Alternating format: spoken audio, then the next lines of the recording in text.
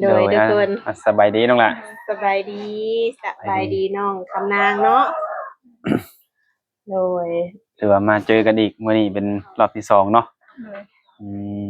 จ้ะก็ผู้จบผู้งามแล้วเดี๋ยวคนน้องก็เป็นสาวที่เปิดใจ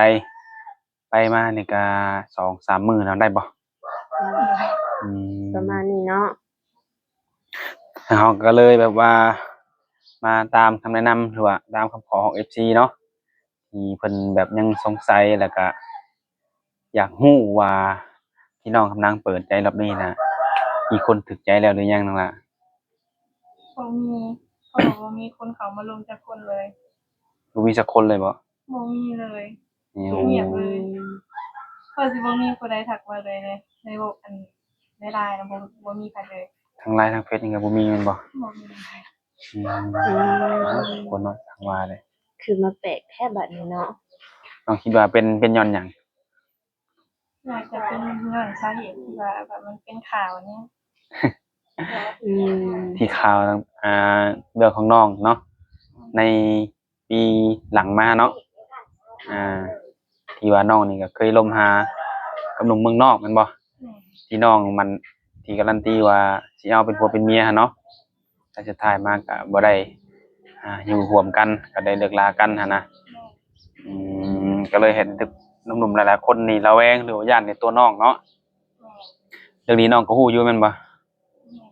อ่าแล้วน้องสิแก้ได้บัดนี้ที่ว่าในใดได้แบบว่าข่าวลือนี่บอกเขาว่าแบบมิจฉาชีพบางทีก็แบบหลอกเอาเงินเขาเป็นแสนบางทีเขาเว้านะส่วนหลายนะแบบพวก call center อีหยังนี่แหละประมาณนี้แบบหลอกเอาเงินเขานะมันแบบมันบ่แม่นใช่มั้ยจริงๆน่ะค่ะแบบมันเป็นแบบข่าวลือที่ว่าเขาใส่ให้ซื่อแต่ว่าก็อยากออกมาแก้ข่าวนะเพราะว่าแบบบ่ได้แม่นอย่างที่เป็นแบบที่เป็นอย่างที่เขาเว้าอะนะโดยนะคะแบบว่ามันเป็นแบบว่าเขาใส่ให้นะความหมายเขาใส่ให้ใส่ชี้แบบว่าบางทีก็ call center แน่บางทีก็แบบหลอกเอาเงินเขาเป็นแสน 2-3 หมื่น 4-5 หมื่นเป็นแสนบาทเป็นล้านบาทบางทีค่ะโดยแม่หลักๆคนที่เข้ามาโจมตีน้องเนี่ยส่วนหลายก็แม่นมีแต่หนุ่มฝั่งไทยเนาะหนุ่มฝั่งไทยส่วนหลายโดยก็คือแบบว่าตอนนั้นน้องก็คบหากับหนุ่มเมืองนอกเนาะก็มั่นใจว่าสิเอากันคักแน่แล้วน้องล่ะแต่ว่าคุยกันมาได้สักพักหนึ่งเนาะก็คือต้องได้เลิกลากันย้อนความบ่เข้าใจกันเนาะแม่นความแบบบ่เข้าใจกันมันผิดเพี้ยนกันในเรื่องแบบบางสิ่งบางอย่างนี่แหละอืมคือแบบว่าถ้าถามว่าเพิ่นนี้ได้เสียเงินเสียคำบ่มันก็เป็นบางส่วนเนาะคือคนเฮาเป็นสู่เป็นแฟนกันแม่นบ่เพิ่นก็แบบอยากยื่นมือเข้ามาช่วยเฮาเรื่องนั้นเรื่องนี้เนาะมันก็สิเป็นเรื่องปกติเนาะอันนี้เนาะแม่นมันเป็นแบบเรื่องปกติมันเป็นเรื่องทั่วไปของแบบว่าคู่แบบบ่าวสาวยังแบบผู้หญิงสาวผู้บ่าวกันนี่นะเป็นสู่เป็นแฟนกันนี่นะมันก็เป็นเรื่องปกติอยู่แล้วโดยแบบว่าเฮาก็เปิดใจหาคู่หาผู้ดูแลเนาะโดยอืมแล้วน้องสิแก้ปัญหาใดๆบัดนี้เอ้าเฮ็ดจั่งสิให้หนุ่มๆฝั่งไทยฝั่งลาวนี่เชื่อมั่นในตัวน้องนี่นะเฮ็ดแนวใดมีวิธีบ่แต่จากเนี้ยสิว่ากันได้อันนี้ก็แบบว่าแบบมีข่าวอยู่มันดังไปฮอดฝั่งไทยแล้วก็ต่างประเทศหรือว่าแบบ call center แน่หลอกเงินเขาเป็นแสนแน่จริงๆแล้วมันบ่แม่นเด้อแบบว่าก็อยากให้เว้าให้เข้าใจอะนะอยากเว้าให้เข้าใจมันบ่แม่นอย่างที่เป็นแบบว่าคือเขาเว้าอะนะอยากว่าให้เข้าใจแบบซุมอ้ายๆนี่ที่ว่าเขาเข้าใจผิดแล้วก็เลยว่าบ่เข้ามาร่วมน้ำน้องเลยอันนี้ก็จะเป็นอีกสาเหตุหนึ่งเนาะโดยอันนี้แบบว่าบางคนแบบเขาก็แบบเครียดก็สร้างหรือว่าสร้างน้องนี่นะคือสร้างน้องแบบเขาก็โจมตีน้องในแบบนั่นคอมเมนต์บางทีก็น้องเขาไปเบิ่งคลิปก็บางทีแบบว่าเห็นว่าเขาแบบโจมตีเว้าด่าในนั้นในนี้ว่าใครจะเป็นเหยื่อรายต่อไปซั่นซี้อิหยังนี่นะหลอกเงินเขาเป็นแสนว่ะเปิดคลิปมันหลายครั้งแล้วว่ะเขาอะเว้าหลายๆคนเลยส่วนหลายนั้นมันสิมีแบบคอมเมนต์แบบว่าโจมตีน้องนะคือแบบน้องได้เข้าเบิ่งคอมเมนต์อยู่เนาะแม่นหลังจากว่าเห็นคอมเมนต์แบบนั้นแล้วแบบน้องรู้สึกจั่งใดรู้สึกแบบว่าแบบ คิดไปคิดมานะเฮาเฮ็ดหยังให้เขาหั้นนะเฮาเฮ็ดหยังให้เขาแบบว่าเขาคือเกลียดเป็นสังคม อืม อืม ทั้งที่ว่าบ่ได้เฮ็ดหยังเลยหั้นนะ โดย แต่แบบว่าดีแบบดีตลอดหั้นนะบ่ได้เฮ็ดในแบบให้ใครเกลียดให้ไปสร้างปานนั้นคือว่าแบบเปิดคลิปเป็นปกติหั้นนะเนาะ อืม แบบว่าเขาน่าจะแบบว่าเขาบ่รู้จักจะแบบโดนๆไปนะเห็นเปิดคลิปได้เทื่อนั้นเขาน่าจะแบบว่าเว้าใส่อย่างเงี้ยเขา หรือว่า เดี๋ยวว่าเปิดคลิปรายเทื่อคือบ่สมหวังจักเทื่อเนาะเปิดคลิปนอกตัวอย่างเดียวบ่นะบางคนก็เฮ็ดจังซี่เนาะ ก็อยากให้สมหวังในเรื่องความรักนั่นแหละมันบ่สมหวังให้เลยครับ อืม มันบ่มีผู้ห่วงบ่ได้ คือความหมายน้องก็อยากได้มันบ่เนาะครูนี่ แม่ก็อยากได้เพราะว่าสิเอาแท้บ่ได้เพราะว่ามันบ่สมหวังจักเทื่อตั้งแต่ที่ผ่านมาบ่สมหวังจักคนเลย มีแต่ว่าผิดเถียงกันบางทีเขาบอกเลิกแหน่นี่นะ อื อื ม ม โอ้ยเนาะ โดยก็คือแบบว่า แต่ละคนเพิ่นก็อาจจะแบบเคยเจอผู้หญิงคนอื่นตัวต้มมาเนาะ แม่ แล้วคือก็เลยมามิ้นในคลิปน้องซะเนาะ โดย หรือว่าเพิ่นอาจจะเห็นน้องนี่เปิดใจหลายรอบแต่ว่ายังบ่ได้แต่งงานกับไผ โดย ก็เลยว่าคิดว่าน้องนี่เปิดใจหาเงินอย่างเดียวเพิ่นว่าเนาะ แม่ เพิ่นอาจจะคิดไปแบบนี้ แต่คือในความเป็นจริงการที่ว่าเราเปิดใจหาคนโอ้คนล้มหาแฟนนี่ก็คือมันก็คือจังไดเพิ่นก็มีสิทธิ์เลือกเราก็มีสิทธิ์เลือกเนาะ แม่น เราก็ต้องเอาคนที่แบบว่าเข้ากับเราได้เนาะน้องล่ะ แม่น และคนที่แบบเพิ่นนี่สิสามารถเบิ่งแยงเราในอ่ายามจำเป็นเนาะ โดย หรือว่าทุกเรื่องค่ะแหละเนาะ แม่น เราก็ต้องเบิ่งว่าเพิ่นนี่สิดีกับเราส่ำใด สิเบิ่งแยงเขาได้บ่เนาะบ่แม่นว่าทักเขามาปุ๊บนี่อยากเป็นแฟนอยากมาหาอยากมาเอาเลย อันนี้ก็คือสิเป็นไปบ่ได้เนาะน้องละ โดยก็ต้องเข้ามามาลงกันก่อนนี่นะ อื ทำ ม ไมแล้วก็ต้องรู้จักกันก่อนว่าจะซื้อหยังอายุเท่าใดเฮ็ดอาชีพหยังมีลูกมีเต้าบ่หรือว่าคือมีแม่ว่าคนบ่ก็ต้องถามกันหั้นนะ อืม บ่บอกกันแล้วก็บ่ทางฝ่ายหญิงก็บ่ฮู้จักหยังแบบแหละถ้าฝ่ายชายบ่บอกก็มันก็โดนๆไปแบบฝ่ายหญิงมาฮู้ทีหลังมันก็สิแบบเสียความรู้สึกอะนะก็สิผิดสิเถียงกันน่ะทีหลัง เสียความรู้สึกเสียเสียความรู้สึก โดยผิดหวังไงเนาะ แม่น ตั้งหวังไว้แล้ว ผิดหวังในตัวอันฝ่ายชาย โดยอืม เราก็ต้องปรึกษาเบิ่งใจกันก่อนเนาะ โดย คือบ่ว่าไผก็ตามเนาะน้องหลาเนาะ แม่ จะเป็นคนลาวคือกันหรือคนทางไหนก็ตามก่อนที่ว่าเฮาสิตัดสินใจคบกับไผนี่นะเฮาก็ต้องเลโอเลล่มกันก่อนเนาะ คือบางคนหนุ่มไทยเพิ่นอาจจะเพิ่นก็อาจจะคิดว่ามาลบปุ๊บนี่อยากเป็นแฟนโลดให้คุยนำเพิ่นผู้เดียวหรือว่ามักเพิ่นผู้เดียวแบบนี้ส่วนใหญ่เพิ่นก็สิคิดไปแบบนี้เนาะ แม่ก็บ่ได้ว่าหยังดอกค่ะอยากให้ลงผู้เดียวก็สิลงผู้เดียวนะ ได้บ่เฮ็ดได้บ่ ถ้าลงผู้เดียวมาตลอดเลยแบบว่าลงทีละคนทีละคนก็บ่ได้แบบหลายคนปานนั้น การที่ หลยคนก็บ่ได้ แต่การที่น้องสิตัดใจลงผู้เรียนนี่จังไดต้องให้เพิ่นดูแลบ่หรือว่าใด มันก็ต้องเบิ่งกันไปก่อนนี่แบบว่าแบบแกนิสัยใจคอเขาเป็นไปได้แต่หาก็ลงกันแหน่อย่าเบิ่งนิสัยใจคอกันก่อนว่า ๆอืม ได้บ่จะมัก โดย บ่หรือว่าจะบ่มักสิ่งใดในตัวน้องบ่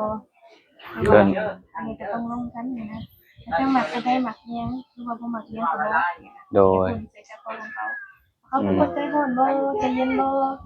ง่ายขี้เหล้าเมายาสูบยาบ่แบบเนี้ย อืมเจอน่ะเปิดใจคุยกันเนาะเรื่องส่วนตัวเนาะบางก็น้องก็เอาเรื่องส่วนตัวน้องนี่ให้สู่เพิ่นฟังให้ตัวน้องเป็นคนใดๆใดๆเนาะเพิ่นก็ต้องบอกว่าในตัวเพิ่นน่ะเป็นคนใดๆเนาะอารมณ์แบบใดต้องบอกซึ่งกันและกันเนาะถ้าว่าน้องทำได้เพิ่นทำได้ก็จังค่อยคบหาสู่เป็นแฟนเนาะเพิ่นเปิดใจคุยเบิ่งกันนั่นแหละทุกคนเนาะถ้าหากว่าเพิ่นบ่มั่นใจญาติน้องเพิ่นคุยหลายคนอยากให้คุยผู้เดียวเนาะเพิ่นก็ยินดีจะเฮ็ดตามเนาะ อืม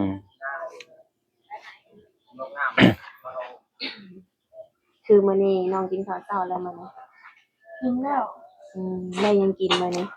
ต้มข้าวเปียกกิน เดี๋ยวผมก็เปียก เอง โอ้เฮ็ดเอง แม่น อืมอีกโลดบ่น้องหลาจังสิได้ลำนานี่ เดียวกันได้ดำได้ถ้ากายาวก็ดำเลยนะ ตัว FC เพิ่นว่าฮอดยามลำหน้าแล้วมาถ่ายนี่เด้อว่าอยากเบิ่งน้องนางลกกะลำหน้าเพิ่นน่ะอยากเบิ่ง ยังมีคนมักอยู่ได้ แม่นคือน้องข้างนางน่ะมีคนมักมีคนสนใจหลาย แต่มันติดอยู่อันเดียวหั่นแหละที่ข่าวปีที่แล้วหั่นแหละเขายังยันจุดนั้นอยู่ โดยก็บ่ต้องย้านเนาะน้องหลาเนาะมีแต่ว่าเปิดใจมาคุยลองเบิ่งเนาะถ้าว่าบ่โอเคก็แยกย้ายเนาะน้องหลา แม่นถ้าแบบว่าคือว่าไม้น่ะถ้าเจ้าบ่โอเคแบบเท่าที่ว่าอันนี้น่ะก็แยกย้ายกันไปเติบโตอะนะแยกย้ายกันไปเติบโตแล้วไปทางใครทางมัน โอ้ย แล้วถ้าบ่มักกันอันนี้ก็อยากให้เข้าใจเพราะว่ามันเป็นแค่แบบมันข่าวที่ว่าเขาเว้าใส่อะนะเขาโจมตีทางแบบว่าทาง YouTube นั่นแหละเขาเว้าในคอมเมนต์เรารู้สึกแบบว่าน้อยใจแล้วก็เสียใจอยู่ที่เขาเว้าแบบนั้นแต่ก็คิดว่าตัวเองน่ะไปเฮ็ดหยังให้เขาบ่หรือว่าอิหยังนี่แหละก็บ่ได้เฮ็ดหยังให้เขานะเขาบอกเขาแบบอยู่ซื่อๆเขาก็มาเขียนมาสั่งเนาะก็บ่ฮู้ว่าจังแม่นสิว่าคือกันเพราะว่าแบบก็อยากให้แบบอ้ายๆอยากให้เข้าใจนะอยากให้แบบซุมอ้ายนะให้เข้าใจเพราะว่ามันเป็นแบบข่าวที่ว่าเขาเว้าใส่เขาใส่ร้ายซื่อๆ โดย อันนี้ที่ว่าเรื่องตัวเงินเป็นทรงเป็นแสนนี่มันบ่แม่นอันนี้ก็บ่เคยได้จำเงินแสนจักเทื่อ จะเป็นเส้นกีบมาแล้วเนาะ มีแต่แสนกีบอะไรได้จับอะ โดย ก็ถือว่าชัดเจนเนาะคือบางคนเพิ่นก็เพิ่มน้ำเพิ่มตอนเนาะ แม่น การเว้าการจาแต่คืออยากให้เอาความจริงเป็นหลักเนาะน้องหวานเนาะ แม่นอันนี้ก็สิออกมาเว้าในคลิปนี้เลยเนี่ยสิเอาความจริงมาเว้าเลยนี่แบบในคลิปนี้เลยก็ตามที่เว้านั่นแหละ อืมคือบางคนอาจจะบ่กล้าแต่ก็คือสำหรับมื้อนี้แหละคือน้องก็ออกเปิดใจหาคู่แท้เนาะ แม่น อายุนี่ก็คือน้องก็บ่ได้ติเนาะ แม่นบ่จำกัดอายุว่าสิเท่าใดก็ได้ อืมสิอยู่ไสก็ตามถ้าว่าเขามาโอ้มาลมถูกใจน้องก็พร้อมปิดคลิปปิดใจให้เนาะ แม่น อันนี้ก็คือเป็นแบบเป็นสิ่งที่แบบว่าเฮาแสดงความจริงใจต่อเพิ่นถ้าว่าเพิ่นนี่เขามาโอ้มาล้มน้ำเฮาแบบว่าเฮ็ดให้เฮาเชื่อว่าเพิ่นดูแลเฮาได้น้องก็ปิดใจให้เพิ่นได้เนาะ แม่น อืมอันนี้ก็คือสิ่งที่ว่าน้องสิตอบแทนให้เพิ่นได้เนาะน้องล่ะเฮ็ดให้เพิ่นเชื่อใจ แม่นก็น้องก็มีแต่คนจริงใจนี่แหละใจบริสุทธิ์หั้นนะ เขามีความจริงใจและใจบริสุทธิ์แต่แบบว่าแบบมอบความหักให้นะ เลยแต่คือตั้งแต่น้องเปิดคลิปมาได้3-4มื้อนี้ยังบ่มีไผเข้ามาโอ้มาล้มเนาะยังบ่มีไผเลยเนาะ เลย อืมแบบหนุ่มลาวคือกันก็บ่มีบ่น้องล่ะ หนุ่ม อืมคือหนุ่มไทยหรือว่าหนุ่มเมืองนอกนี่ก็ยังบ่มีเข้ามาเนาะ ยังบ่เห็นมีใครสักคนทักเข้ามาเลยใน LINE หรือในเฟซก็บ่เห็น ยังเงียบเหงาคือเก่า แม่ อืมอันนี้ก็คือ ใจเย็นสักหน่อยเนาะลองให้เพิ่นมันมั่นใจในตัวน้องก่อนมันเพราะว่าก็มีอยู่บางคนคอมเมนต์ก็แบบมักสนใจน้องก็มีอยู่แต่เขาก็ยังบ่มั่นใจ แต่มื้อนี้ก็ถ้าเพิ่นได้เบิ่งคลิปนี้เพิ่นก็อาจสิมีความเชื่อใจระวังใจน้องขึ้นนี่แหละว่าง่ายกันเนาะถ้าน้องมั่นใจตัวเองถ้าน้องแบบ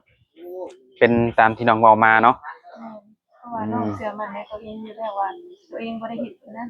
โดย บ่ได้เฮ็ดแล้วก็บ่ได้หลอกหรือว่าแบบเป็น call center ที่อย่างที่เขาเว้ามั่นใจในตัวเองอยู่แล้วเพราะว่าตัวเองบ่ได้เฮ็ดบ่ได้รู้บ่ได้จักหยัง โดย ถ้าเพิ่นอยากแสดงให้น้องแสดงความบริสุทธิ์ใจแล้วเพิ่นอยากมาหาน้องอยู่เพื่อนให้เพิ่นมาบ่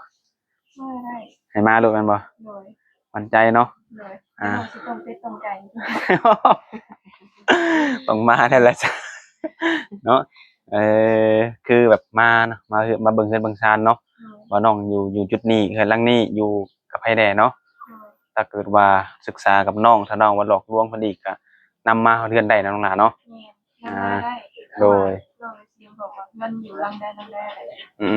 โดย มานำได้ เป็นการแบบว่าแสดงความบริสุทธิ์ใจเนาะ โดย ว่าน้องนี่ก็บ่คิดที่จะ หลอกลวงหรือตัวต้มผู้ใดเนาะ น้องก็บ่ได้ตัวบ่ได้ต้มผู้ใดอยู่แล้วถ้ายังมาหาอยู่เพื่อนก็มาได้เพราะว่าเพื่อนน้องอยู่จุดนี้ก็สามารถมานำน้องได้ถ้าว่าน้องตัวน้องต้มอะ อันนี้ก็ความบริสุทธิ์ใจ โดยก็หวังว่าน้องจะให้โอกาสน้องอีกเนาะว่าซั่นซะเนาะ แม่น เรื่องที่แล้วไปก็แล้วไปว่าซั่นซะเนาะคนเฮาก็ถ้าว่ามันมีเกิดการผิดพลาดมันก็มีก็เป็นเรื่องธรรมดาเนาะ โดย ถ้าว่าเฮาแบบผิดพลาดแล้วเฮากับตัวกับใจนี่ก็น่าจะ แล้วพร้อมที่จะสนับสนุนเนาะ โดย นั่นแหละทุกคนถ้าบางคนเดินทางผิดเฮ็ดผิดไปเรื่อยๆเนี่ยห้วยมันก็บ่เป็นตาแนวหน้าเนาะนี่คือน้องก็เว้าตามข่าวเมื่อข่าวเว้าออกมาเฮาก็ต้องแก้ไปตรงนั้นเนาะว่าเฮาเป็นอะไรแนวใด ก็มีแต่ว่าฝากน้ำนมให้ทุกคนให้โอกาสน้องเพิ่นก็เข้ามาศึกษาเบิ่งสิฮู้ดอกว่าน้องเป็นคนแนวใดเนาะสิหลอกลวงคือคนอื่นเว้าบ่หรือว่าสิจริงใจคือน้องเว้าเองบ่นี่ก็มาคุยกันเนาะ โดย สิฮู้ดอกคือว่าแหละถ้าบ่มั่นใจนี่ก็มาหาน้องเพิ่นก่อนได้น้องเพิ่นยินดีให้น่ะต้มเป็ดต้มไก่สู่กินเนาะ เนาะตามนั่นแหละทุกคนเนาะก็ลองคิดเบิ่งเนาะหนุ่มๆไทยหนุ่มลาวเฮาหนุ่มโสดนั่นแหละที่เขามาจีบน้องนี่ผู้ที่ว่ายังระหวาดระแวงในตัวน้องเพิ่นนั่นแหละทุกคนเนาะ โดย ก็ถือว่าบ่มีหยังได้เนาะมื้อนี้เนาะ โดย แต่แบบคือทางติดต่อน้องไลน์อีหยังก็